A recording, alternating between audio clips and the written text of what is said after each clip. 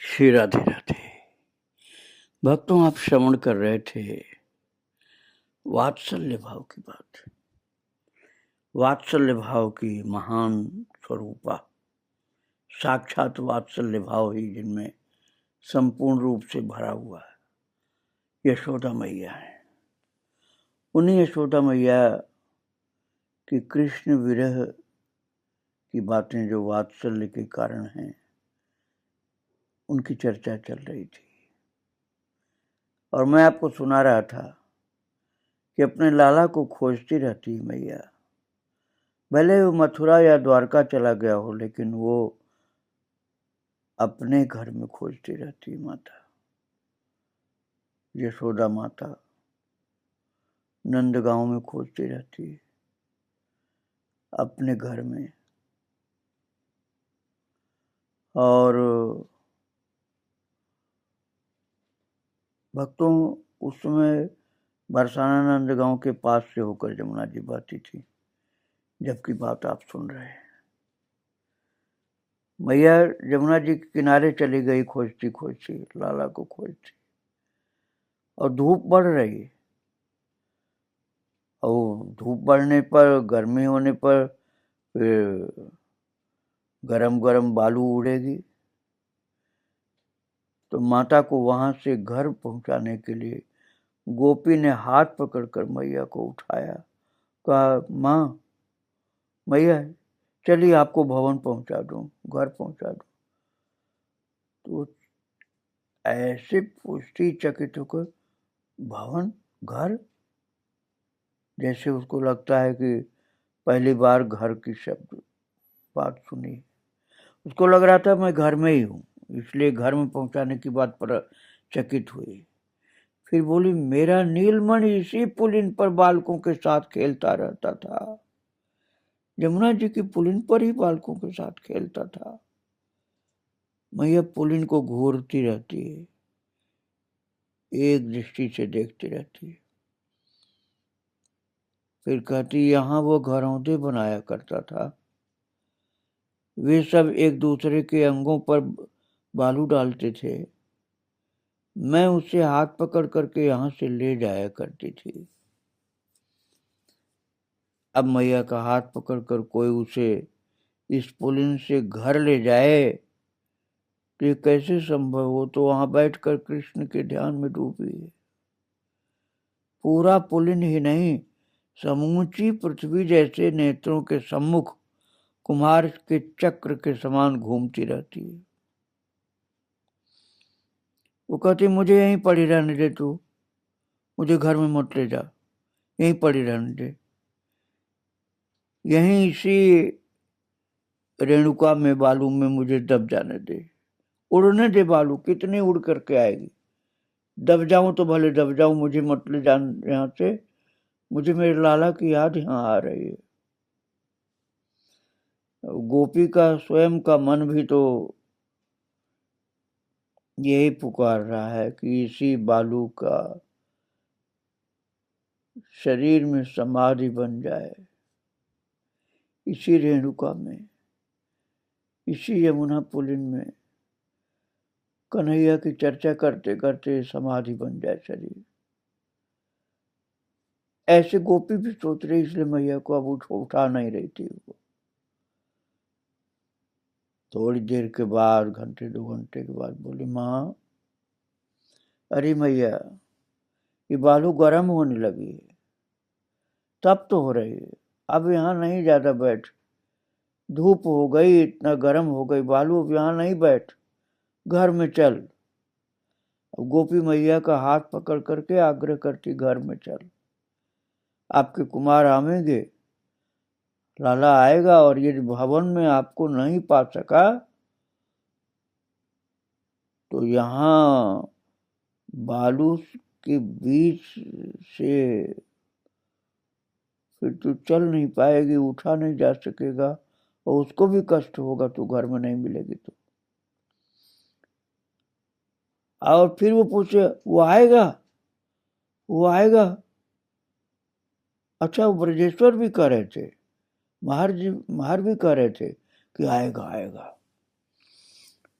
तो वे तो कभी असत्य नहीं बोलते हैं। तो वो आ रहा होगा, भूखा आया होगा। मैया हड़बड़ा करके उठी कि भूखा आया होगा तो उसे कुछ खिलाना है, इसलिए जल्दी से चलूं और कुछ उसके लिए बना के तैयार करूं। फिर माँ को ऐसा लगता है कि उसका नीलमणि लाला घर आकर उसकी प्रतीक्षा कर रहा होगा।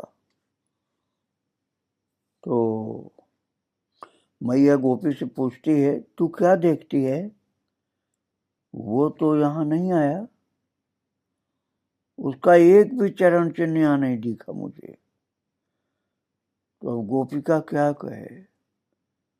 वो पता नहीं किस आशा में बार बार घूम करके यमुना पुलिन की ओर देखती है। पुलिन पर पड़े उनके चरण चिन्ह वायु कहाँ रहने देता है माँ? गोपी बोली, उनके चरण चिन्ह को ये तेज बहती हुई हवा कहाँ छोड़ती है, बालू को इधर उधर कर देती है। एक भी पद चिन्ह वहां बचा होता काश। मैया भी तो बार बार घूमकर पुलिन की ओर देखती है और उसी आशा में देखती रहती है कोई चरण चिन्ह दिखाई पड़े लाला का, लाला के चरण का कोई चिन्ह दिखाई पड़े तो मन में बड़ी शांति मिल जाए। लेकिन चरण चिन्ह नहीं दिख रहा है। और फिर लेकर के माता का हाथ पकड़ करके धीरे धीरे घर के अंदर ले जाती है गोपी और थकी हुई माता को लिटा देती है। लाला लाला नीलमणि आ रहा होगा, आ रहा होगा। कह रही थी भोजन बनाने को, तो गोपिका ने कहा, मैया मैं बना दूंगी, जब वो आएगा तो बन जाएगा, तो ही बना देगी, थोड़ा तो आराम कर ले। तो थोड़ा सा उसको आराम कराती है और तब तक बच्चे आते हैं, कहते हैं गाय ने बच्चा दिया, गाय ने बच्चा दिया है। और भक्तों, जो ब्रज का स्वरूप है ना, गौ के बिना तो रहता ही नहीं। तो ब्रज में तो गाय जरूर होती है। ब्रज शब्द का ही अर्थ जहां गाय भ्रमण करती रहे। और गाय के बच्चा हो जाए, गाय ने बच्चा दिया, तो ये एक उत्सव हो गया, क्योंकि गाय तो ब्रज की देवता है, गोपों की संपत्ति है, सर्वस्व है। अब गाय ने बच्चा दिया, इसका अर्थ है कि बड़ी संपत्ति आई और देव सेवा का अवसर बढ़ा, श्री आई। द्वापरांत तक तो मनुष्य भी मर्यादा में रहता था, कलयुग आने के पहले तक मर्यादा में रहता था। पशु पक्षी आदि में प्राकृत नियमों का विपर्य कैसे देखा जाता है, समय के अनुसार सब काम होते थे। गायों के पुष्पिता होने की ऋतु शरद है, फलतः उनके प्रजनन की ऋतु बसंत और ग्रीष्म है। महाराज उस समय बहुत गाय होती थी और संपूर्ण वसंत ग्रीष्म प्राय प्रत्येक गोप के यहाँ गाय बच्चा देती रहती थी और बच्चों की धूम मची रहती थी बच्चा देखने के लिए। बालकों की धूम मची रहती थी कि गाय ने बच्चा दिया, गाय ने बच्चा दिया, चलो देखें। अब वो आकर के मैया से भी बताते रहते हैं। तो मैया प्रारंभ से गाय के बच्चा देने के समाचार को पाकर हर्ष से पागल सी होती है। अरे गाय ने बच्चा दिया, अरे संभालो, चलो चलो उसको संभालना है। अब किसी की भी गाय ने बच्चा दिया हो तो ये तत्काल गुड़ हल्दी आदि एकत्र करने लगेगी गाय के लिए। तो पता नहीं कितनी प्रकार की जड़ी बूटी की औषधियां भी डाल देगी गुड़ में, गाय के लिए लपसी बनाएगी, लड्डू बनाएगी और गाय तथा उसके नवजात शिशु का पूजन करने के लिए दौड़ेगी। और फिर कहती है मेरा लाला भी तो, मेरा नीलमणि भी तो बहुत प्यार करता है, गाय के बच्चों को बहुत प्यार करता है, गाय की सेवा करता, मुझे भी करना। अब एक धुन और बढ़ गई कि नीलमणि अवश्य गाय को बच्चा देखने आएगा, दौड़ता आएगा पता लगते ही। वो सुनता ही नहीं कि नवजात बच्चे को छूने से गाय सींग लगा सकती है, वो तो आएगा बच्चे को छुएगा, और उसको गाय भी नहीं मारती सींग, गाय भी बहुत प्यार से उसको चाटने लग जाती है। तो गोपियां कहती हैं मैया अरे आपके लाला को कोई गाय सींग न लगा दे। तो गोपियों में कोई कोई कह देती अरे वो कभी नहीं ऐसा कर सकती, वो पहुंच जाए तो गायें अपने आप नवजात बच्चे को भी छोड़कर उनको सूंघने के लिए हुंकारने लगती, गैया करके बा बा ऐसे ब्या ब्या बच्चा बोलता है, और वो जैसे लाला को पुकार रहे हैं बच्चा और गाय, और आ करके वो सूंघने लग जाती हैं गैया कन्हैया को, और कन्हैया बच्चों को प्यार करता है। वो सारा दृश्य यशोदा माता के दिमाग में आकर के बैठ गया। अब उसे यही लग रहा है कि गाय का बच्चा जो यहाँ पर, यहीं पर लाला भी है, मेरा लाला भी यहीं है, बच्चों को छू रहा है, गैया उसको चाट रही हैं।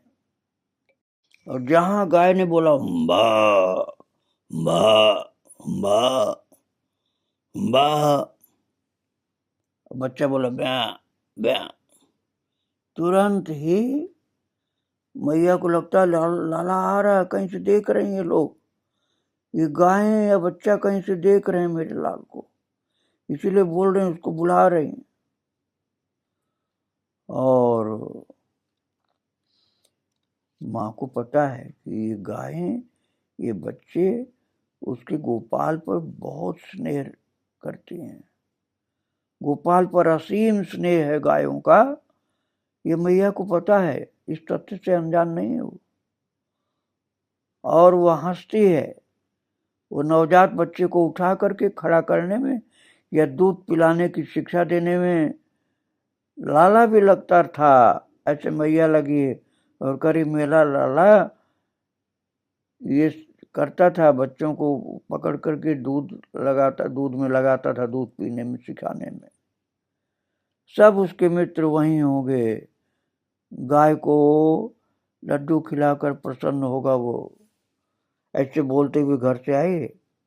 अब आ गई है तो उसको यही लग रहा है कि लाला यहीं है। फिर किसी ने कहा माँ वो तो मथुरा में है। बस उसको याद आया, अरे हाँ वो तो मथुरा गया था, वो नहीं आया, वो यहाँ नहीं आया। अब उसको कृष्ण की विशेष याद आने लगी कि वो नहीं आया, वो नहीं आया, गाय ब्याई, वो आया नहीं मेरा लाल।